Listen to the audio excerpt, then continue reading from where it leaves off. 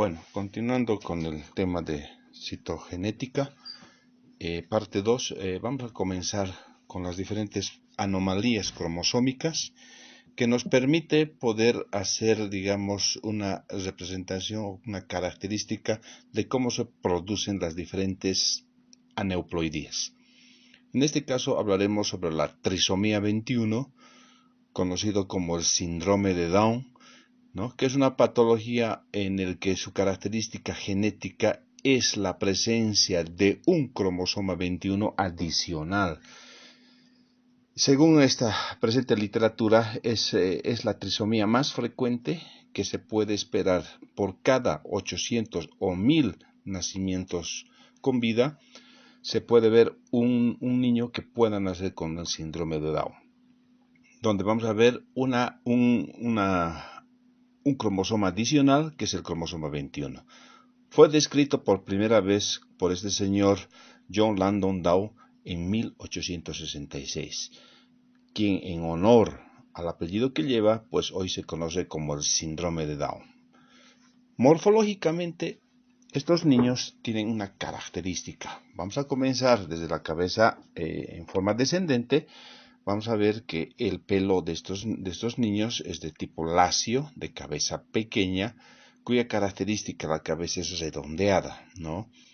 Y una de las características a nivel ocular, vemos la presencia de un surco palpebral, conocido como el epicanto, que es muy pronunciado, ¿no es cierto?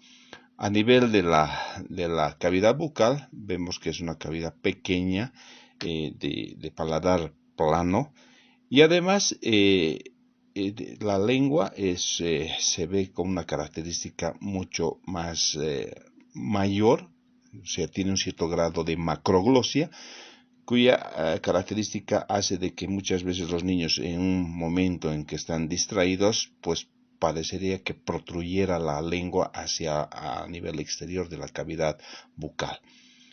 Bueno, otra de las características es la nariz en silla de montar, como podemos ver, es decir, a nivel de la pirámide nasal, a nivel de la raíz de la pirámide nasal, es plano, que le da esta característica de en silla de montar. El cuello de estos niños es de cuello corto y bastante ancho, ¿no? Entonces, podemos ir viendo una descripción. A nivel de las extremidades, lo que llama la atención es a nivel de la palma de las manos de estos niños, se conoce como el pliegue simiesco, es decir, es un surco que en forma transversal es muy pronunciado, que es muy característico en este pliegue que se ve en estos animales que son los simios. De ahí viene el nombre de pliegue simiesco, que se puede ver en un 50%. No es muy frecuente, pero se puede prever una falta de desarrollo produciendo una obstrucción en un 3%, como podemos ver, de que podemos ver a nivel del duodeno, a nivel del esófago e inclusive en la parte terminal del intestino grueso, que es a nivel del ano, cuya característica hace de que les había dicho anteriormente el por qué cuando nace un niño se lo pone en observación durante 24 horas. Justamente en este síndrome, previendo cualquier anomalía de estrechez o obstrucción en el intestino. Cuando tenemos nosotros una obstrucción a nivel del duodeno, del esófago, pues obviamente este niño va a tener un reflujo. Si es a nivel del esófago, seguramente cuando esté lactando, estos niños van a tener un reflujo o un vómito espontáneo inmediato. Y si es mediato o ligeramente retardado estos vómitos, pues tenemos que pensar que la obstrucción es mucho más descendente. En este caso nos habla del duodeno. Y obviamente cada niño que nace en las primeras 24 horas se espera tener un meconio por el intestino bajo, ¿no? En caso de la ausencia de eliminación o la defecación o de meconio en estos niños, con un abdomen distendido, pues nos hace pensar que estamos frente a una obstrucción a nivel del ano. Entonces son características que hace sospechar de cualquier alteración a nivel del tracto intestinal. Se dice que va a presentar infecciones respiratorias bastante frecuentes por la disposición, habíamos dicho, de las características de la división de los bronquios, bastante horizontalizadas, y hace que estas, en las secreciones que van produciendo, difícilmente pueden ser evacuadas y se convierte con el tiempo en buen caldo de cultivo para las infecciones respiratorias frecuentes. Por otro lado, también se ha visto que 15 a 20 veces más de lo normal podemos ver pues que estos niños pueden tener tendencia a las leucemias, ¿no? Son enfermedades a nivel de la médula que, como bien sabemos, es mortal en estos niños. El 40% de estos niños que nacen podemos ver dentro de las variedades de cardiopatías congénitas que pueden tener y que por la incidencia de este 40%, entonces se espera que en la gran mayoría de estos niños tengan alguna patología cardíaca. Bien, en la característica de la evaluación de lo que es el coeficiente intelectual, podemos ver que tienen cierto grado de retraso mental, definitivamente. Por otro lado, la disminución de la producción de hormonas tiroideas que conlleva al hipotiroidismo. Por eso podemos ver estos niños son pequeñitos y tienden a tener un aumento o una gran masa de tejido adiposo que por las características de esta patología entonces llevan a un hipotiroidismo. Bueno, se dice que el pronóstico de estos niños con síndrome de Down pues lleva a una mortalidad prematura.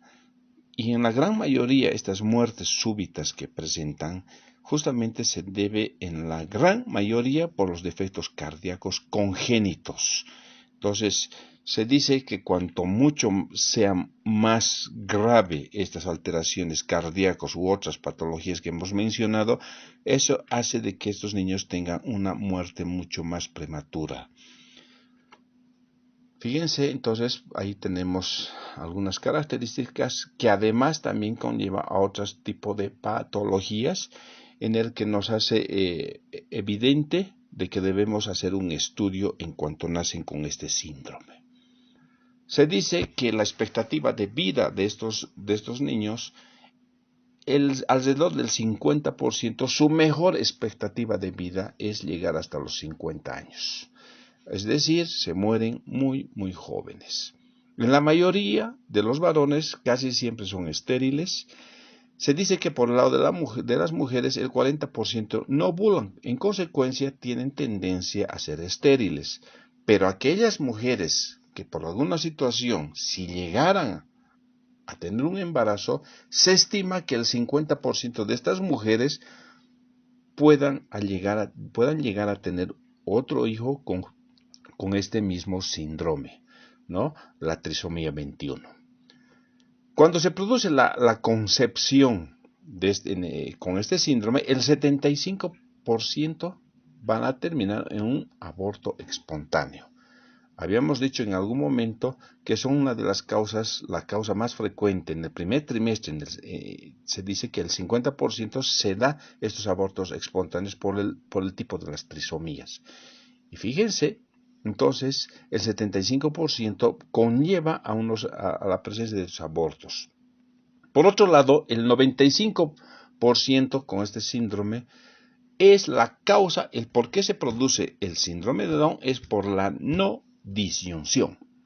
Habíamos dicho que la disyunción es la separación de las cromátidas hermanas durante la anafase. Ese es un proceso normal en el que se va equilibrando genéticamente cuando se produce la división celular. Y cuando no se produce la disyunción fisiológicamente hablando, desde el punto de vista genético, entonces nos lleva a una duplicación y en este caso, esta célula, este gameto, que va a tener una duplicación del cromosoma 21, potencialmente si fuera fecundado por una célula sexual, en este caso el espermatozoide, pues ahí está el por qué se da el síndrome de Down, el 95%.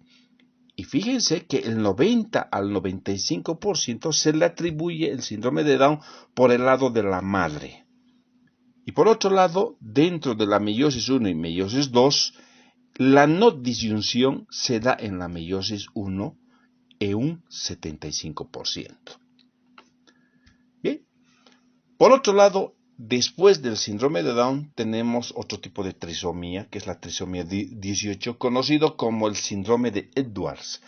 Este síndrome, que se dice que tiene una frecuencia de 1 cada 6,000 nacimientos, ¿sí?, cuyas características morfológicas cuando nacen estos niños, primero vamos a ver que a nivel de la cabeza vamos a tener una cabeza aumentada en longitud en sentido anteroposterior, es decir, desde el occipucio hasta la región frontal, que se conoce como dolicocefalia, de cabeza pequeña, ¿sí?, es decir, un occipucio bastante prominente. A nivel de la cara, los ojos, las cavidades orbiculares van a estar aumentadas o muy separadas, que se conoce como el hipertelorismo, ¿no? Bueno, a nivel del mentón tienen un mentón bastante pequeño que se conoce como micrognatia. Y lo que llama la atención en este síndrome también es la interposición de los dedos, como podemos ver la interposición del dedo 1 con el cuarto dedo o del segundo dedo con el quinto dedo. Es decir, hay un intercambio de posiciones, que es una de las características que podemos ver en este síndrome. Bueno, también podemos ver aquí diferentes cardiopatías congénitas y también de las más difíciles de sobrellevar en su tratamiento. Y otra de las características que podemos ver es a nivel del riñón, una falta de separación que se encuentran unidos, conocido como el riñón en herradura. Entonces podemos ver que este síndrome también su expectativa de vida prácticamente es muy escasa. El 5% de que estos niños, si llegaran a sobrevivir, su expectativa de vida no supera el año. O sea, fallecen prematuramente, ¿no? Entonces, es una de las causas también de los abortos espontáneos, ¿no? Como bien sabemos, viene asociado con trastornos de retraso mental. Pronóstico, vuelvo a insistir, es muy mal pronóstico. Dentro de los síndromes también conocidos, que podemos ver que en frecuencia es la trisomía 13, conocido como el síndrome de Patton. Es muy raro, se estima ver 1 cada 10,000 nacimientos vivos. Este síndrome de Patton, una de las características patognomónicas, podemos decir, en su morfología de nacimiento, es la presencia del labio leporino. Estos niños generalmente también tienen alteraciones a nivel del abdomen, conocido como el onfalocele, es decir, la protrusión del intestino a través de la cavidad del orificio umbilical. Entonces, también podemos ver, si vemos a nivel de las manitos, vamos a ver una polidactilia, es decir, va a haber más de 5 dedos, acompañado, como también sabemos, de una falta de descenso de los testículos de la cavidad abdominal hacia las bolsas escrotales, conocido como criptorquidia. Entonces podemos ir viendo que vemos un sinfín de alteraciones morfológicas a nivel de los órganos internos. Se dice que en este síndrome uno de los tumores muy frecuentes ver es el tumor de Wilms. El tumor de Wilms no es más conocido como el cáncer renal, ¿no? También podemos ir viendo otro tipo de cáncer hepático, como el hepatoblastoma, que entonces podemos ver que son patologías fulminantes y por ende hace de que estos niños con el síndrome de Patton puedan producir su pronóstico de vida, si es que llegaran a vivir, un pronóstico de vida prácticamente reducido, que también no supera el año de vida, o sea, su muerte es inminente. Pero en la gran mayoría vamos a decir que en estos niños generalmente es una de las causas el por qué se dan los abortos espontáneos en el primer y segundo trimestre del embarazo, ¿no? Bueno, por otro lado, sí, las trisomías hemos dicho como subtítulo, que estamos viendo, dice la no disyunción y la edad materna. Entonces, vamos a decir de estos tres grandes trisomías que hemos hablado, el síndrome de Down, el síndrome de Patton, el síndrome de Edwards, la causa es la no disyunción. Esto va a provocar la duplicación de los cromosomas 21, 18 y el cromosoma 13, pero asociado, si ustedes bien sabemos, viene asociado por la vía de la madre, ¿sí? Por la vía genética de la madre, que viene asociado por la edad materna. Se ha dicho que las mujeres que superan a partir de los 40 años de edad, las probabilidades de que tenga un niño con síndrome de Down son bastante avanzadas. Según la literatura presente, podemos decir, por ejemplo, de que se espera por cada 1000 mujeres embarazadas, aquellas mujeres que están alrededor de los 30 años, un síndrome de Down por cada 1000 mujeres que se embarazan. A medida que van aumentando la edad, se dice que alrededor de los 35 años se espera tener una mujer con síndrome de Down, una cada 400 mujeres que se embarazan. Cuando llegamos a los 40 años, que ya consideramos como una mujer con una edad avanzada, se dice la expectativa de tener un niño con síndrome de Down es 1 por cada 100 mujeres que se embarazan. Y cuando ponemos un promedio de 45 años, una mujer que se embaraza, se dice que una mujer alrededor de los 45 años puede llegar a tener un síndrome de Down 1 por cada 25 mujeres que se embarazan, ¿sí?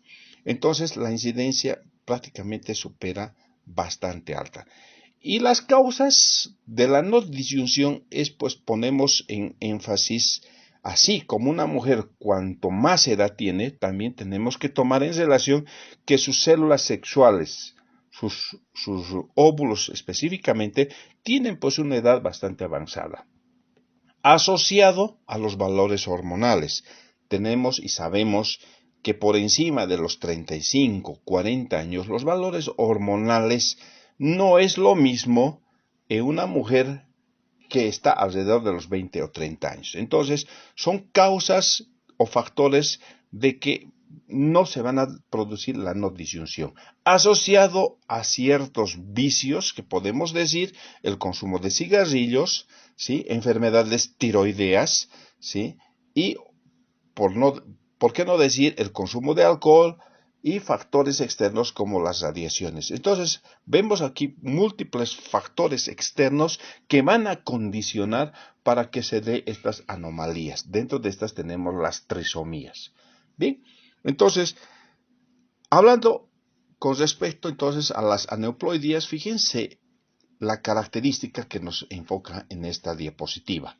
En los varones se espera tener estas aneuploidías 1 por cada 400 varones que pudieran tener, digamos, algún tipo de aneuploidía en relación a las mujeres. Aquí parecería que los varones son los que tienen más tendencia a producir las aneuploidías, pero sin embargo hagamos un análisis que cuando se produce la eyaculación en el hombre, pues vamos a decir que el espermatozoide que está mejor dotado morfológicamente, estructuralmente, etcétera, es el que prácticamente tiene mayor tendencia a la fecundación, ¿sí? De este óvulo. Entonces, por ahí es la deducción de que las aneuploidías, la causa es en la gran mayoría por la vía de la madre.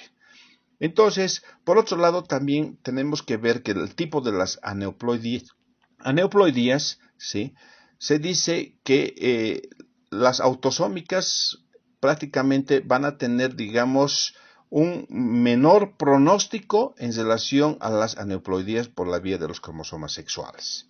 Bueno, seguimos con el análisis de las aneuploidías cromosómicas. Y aquí vamos a ver un síndrome que es también bastante frecuente, que es el síndrome de Turner, que no es más que una monosomía del cromosoma X o Y, si quieren, ¿sí? Entonces, ¿qué significa? Normalmente una mujer cromosómicamente, bien sabemos que es XX, normalmente, pero cuando por una falta de disyunción, vuelvo a mencionar, hace de que cuando, por ejemplo, en el síndrome de Turner, la mujer, el óvulo de la mujer tiene un cromosoma X, es fecundado por un espermatozoide que no lleva el cromosoma X. Entonces, vamos aquí a producir un tipo de monosomía. ¿Por qué digo que por el lado del hombre? Porque en el síndrome de Turner, aquí el responsable de este síndrome, en la gran mayoría, se da por el lado del padre. Entonces nos va a llevar a lo que nosotros se conoce como el síndrome de Turner, que fue descubierto por Henry Turner en 1938, y en honor a este señor, hoy está bautizado como el síndrome de Turner. Ahora vamos a hacer una característica descriptiva en su morfología. Son mujeres de talla bastante baja, cuya característica sí, a distancia, pues tienen la figura de una niña. Tiene un aspecto de una niña, pero sin embargo es una mujer ya que tiene los años bastante, digamos, que pueden superar los 20, los 18, 25 años, pero con características de una niña. ¿Y cómo reconocemos? Estatura baja, se dice que la implantación es baja del cabello, ¿sí? Lamentablemente viene asociado a diferentes tipos de cardiopatías cardíacas, ¿no? Vamos a ver, lo que nos lleva más la atención es a nivel de los órganos sexuales. Tienen pues una falta de desarrollo a nivel de los órganos sexuales, es decir, la vagina, el útero, los ovarios, las trompas, tiene una característica de una hipoplasia o un infantilismo. Aquí también nos hace referencia que el 50% de estos niños, o de estas niñas, perdón, sufren de un defecto de estructura renal, ¿no? ¿Qué se hace o cómo se reconoce muchas veces este diagnóstico?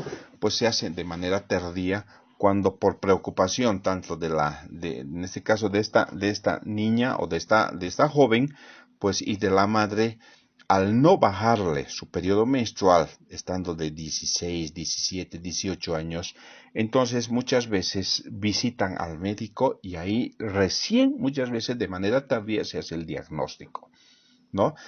Básicamente, como bien sabemos, los ovarios tienen una característica de una hipoplasia en su secreción de hormonas. Entonces, lo que se hace como tratamiento de primera mano es la administración de hormonas estrogénicas, justamente ¿para qué? Para poder colaborar en su desarrollo, obviamente, de sus caracteres sexuales secundarios. Pero el hecho de darle hormonas estrogénicas no es básicamente el favorecer para el crecimiento de sus caracteres sexuales secundarios.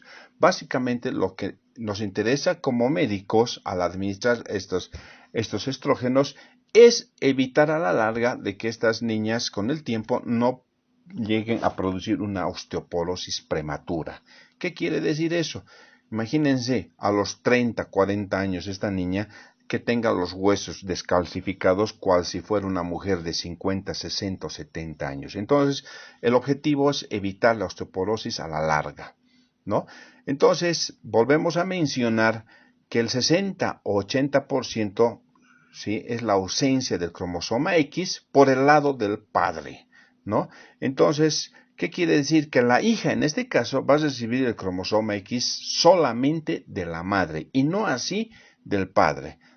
La frecuencia de ver estas niñas con estas características se dice que por cada 2.000 a 3.000 nacimientos de niñas, una se espera que nazca con el síndrome de Down.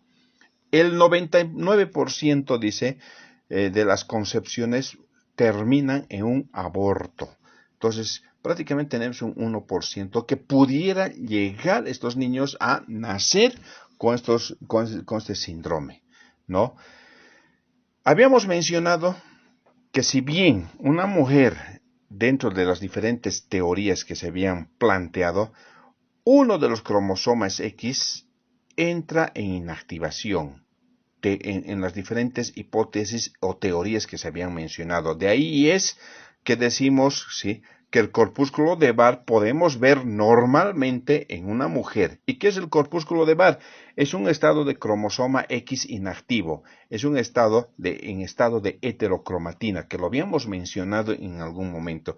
Pero según lo que nos está viendo, la ausencia de un cromosoma X parecería que al estar inactivo no debería contribuir, pero sin embargo no es tan cierto, en el que nos está dando a entender que sí, la presencia del otro cromosoma, ya sea del padre o ya sea de la madre del cromosoma X, de alguna manera va a favorecer para que la mujer tenga el crecimiento morfológico con todas las características de una mujer normal. Entonces, a la ausencia de este cromosoma X por el lado del padre es lo que nosotros se va a producir la haploinsuficiencia, que esto va a contribuir con todos los rasgos y caracteres secundarios y morfológicos que conlleva a esta patología, ¿no? Entonces, ahí nos está dando a entender lo que es el síndrome de Turner. Por otro lado, otro de los síndromes es el síndrome de Klinefelter. Y fíjense, cuando vemos un estudio del cariotipo, aquí tenemos XXY o XXY, como quieran ustedes interpretarlo, que también fue descrito por Harry Klinefelter allí por 1942. Es una patología que se espera, fíjense, que nazca un niño con el síndrome de Klinefelter por cada 500 a 1000 nacimientos de sexo masculino. Morfológicamente, vamos a deducir primero la estructura, la característica morfológica de estos niños o de estas personas que cuando se van desarrollando tienen una estatura bastante alta, ¿sí?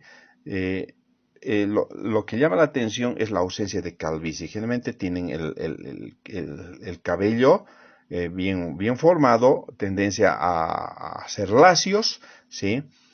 Son la carencia de pelo en la cara, o sea, son lampiños de cara redonda, ¿sí? Hombros estrechos, y hay una característica de un crecimiento a nivel de las glándulas mamarias, o sea, hay un cierto grado de ginecomastia. El abdomen, si ustedes se fijan, dentro de las características del crecimiento del vello pubiano, por ejemplo, en el hombre, como ustedes saben, tiene el aspecto romboidal, es decir, el vello va deslizándose por la línea alba, como ustedes saben, y termina con cuya característica de tipo romboidal. Al contrario de la mujer, si ustedes hacen una relación, es de tipo triangular, y en este tipo de síndrome tienen una disposición del vello pubiano cual si fuera como el de una mujer, por un lado. Y por otro lado hay un crecimiento de las caderas anchas, los miembros inferiores son bastante largos, y bueno, en conclusión, tienen pues una fisonomía de tipo femenina. Entonces, a esto se conoce como el síndrome de Klinefelter, ¿no? Se dice que bien, su grado de inteligencia está dentro del rango de lo que es la normalidad, pero cuando se hace un estudio de coeficiente intelectual, se dice como bien sabemos, el promedio del rango para valorar el coeficiente va de 80 a 120, la media sería, por así decir, 100. Entonces nos dice que el coeficiente intelectual tiene 10 a 15 puntos por debajo de la media. Es decir, que si bien están dentro de la normalidad, pero se dice que están por encima de 80, 85, básicamente dentro del límite normal, pero aprobando con la mínima nota dentro de lo que es el coeficiente intelectual. El 50% del cromosoma X, ¿sí? Como dice, procede de la madre, ¿no? Y fíjense, definitivamente este síndrome también está asociado con la edad de la madre avanzada por las mismas características que habíamos hablado. Y no solamente viene asociado por un tipo de trisomía, podemos ver inclusive una tetrasomía o una pentasomía, ¿no? Y cuanto sea más la duplicación del cromosoma X, pues las características o anomalías físicas o morfológicas van a ser mucho mayores, ¿no? Entonces, fíjense, vuelvo a recalcar, porque también si fuera una evaluación, quiero hacerles recuerdo que el corpúsculo de Barr, que es un estado inactivo del cromosoma X, pues es normal en la mujer encontrar un corpúsculo de Barr. No así en el hombre. En el hombre no tenemos por qué encontrar un corpúsculo de Barr. Pero si encontramos un corpúsculo de Barr, nos está diciendo de que prácticamente estamos frente a un síndrome de Klinefelter. Entonces, básicamente nos hace entender todas estas características, ¿sí? Para poder entender. Y si encontramos uno o dos corpúsculos de Barr, pues tenemos que pensar que estamos frente a una tetrasomía, estamos frente a una pentasomía, etc. Entonces, aquí nos hace relación con respecto a lo que es el síndrome de Klinefelter. Por otro lado, seguimos haciendo un análisis dentro de las diferentes patologías y vamos a hablar sobre las trisomías X, o también comúnmente conocido como las superhembras o las supermujeres, que podemos ver uno por cada 1000 mujeres que nacen. Generalmente es difícil evaluar, digamos, desde el punto de vista de algunas anomalías físicas, porque en ellas es difícil poder, a simple vista, poder ver algún rasgo que exteriorice y nos haga pensar que estamos frente a una trisomía X. Pero lo que nos llama la atención en este síndrome es que sufren en la gran mayoría de esterilidad. ¿Y cómo nos damos cuenta? Ya cuando están pues en la edad, digamos, de la pubertad, etcétera, donde vamos a ver una irregularidad en su menstruación. Es decir, muchas veces ni siquiera tienen su menarca o su primer periodo menstrual, ¿no? Fíjense, también en este tipo de mujeres viene asociado con un discreto retraso mental. Habíamos dicho dentro de las características en el rango de evaluación entre lo que es 80 a 120 en la calificación de lo que es para saber nuestro coeficiente intelectual, pues en ellas también tenemos la relación que nos hace mencionar del término medio de 10 a 15 puntos dentro o con la mínima nota en la aprobación dentro de lo que es la normalidad en el rango del coeficiente intelectual. Entonces, el 90%, vuelvo a insistir, es por la no disyunción, por el lado de la madre. Es decir, un óvulo en el que vamos a poder ver dos cromosomas X. Y cuando se produce la fecundación por el esperma del papá, pues ahí vamos a ver, vamos a calificar lo que se conoce la trisomía X o las superhembras, ¿no? Entonces, vuelvo a insistir, la causa más frecuente se puede ver este síndrome en las mujeres que se encuentran en edad avanzada. Bien, otro de los síndromes que nos hace referencia es los superhombres, donde encontramos 47 cromosomas, es decir, en los cromosomas sexuales X, Y, o si quieren Cis, Ipsum. Entonces, una de las características, también su nivel de coeficiente intelectual, de 10 a 15 puntos por debajo de la media, ¿no? Nos hace referencia en esta literatura cómo estos hombres, qué perfil psicológico tienen. En un estudio de una cárcel muy, muy famosa en Estados Unidos, donde se encontraban, digamos, los reos más peligrosos, con cierto perfil agresivo, pues se demostró un gran dominio de que en estas personas que eran bastante agresivas, pues estaban catalogados dentro de lo que se conoce los superhombres. Entonces, fíjense, el perfil, si bien pudiera ser que no tengan una alteración morfológica en su estructura como anomalía, pues vamos a decir que en estas personas a nivel intelectual, a nivel mental, pues sufrían de un trastorno de agresividad. Entonces vamos a ver que en este síndrome es uno de los factores con el perfil de este conocido como los superhombres, ¿no? Bien, fíjense, para terminar esta segunda parte con lo que es las diferentes tipos de anomalías cromosómicas, vamos a ver, fíjense, las anomalías cromosómicas y aborto espontáneo, el aborto espontáneo es frecuente en el hombre. Habíamos dicho que se estima, pues, por cada 150 mujeres que se embarazan normalmente, el aborto espontáneo podemos esperar en una mujer. Parecería que es una cifra en el que no es relevante, pero sin embargo, sí, señor, es bastante relevante. Y vamos a tomar en cuenta que las anomalías cromosómicas constituyen la primera causa de aborto espontáneo. Se dice que el 10 al 20% de las concepciones, ¿sí?, en las que podemos ver dentro de las anomalías cromosómicas. Fíjense, el 95% de las concepciones cromosómicas se pierden antes del nacimiento, de los cuales quiero que quede bien marcada.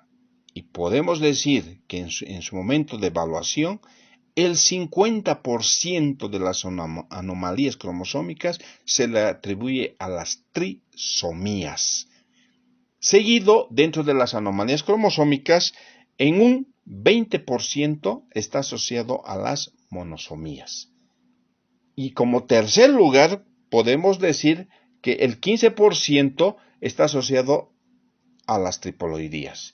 Entonces, el resto de las otras patologías, vamos a ver de las otras anomalías estructurales en las que hemos ido mencionando, ¿no? Entonces, nos vamos a quedar aquí y vamos posteriormente a seguir hablando un poco sobre estas patologías en la fase 3 de lo que es la citogenética como tema 6. Muchas gracias.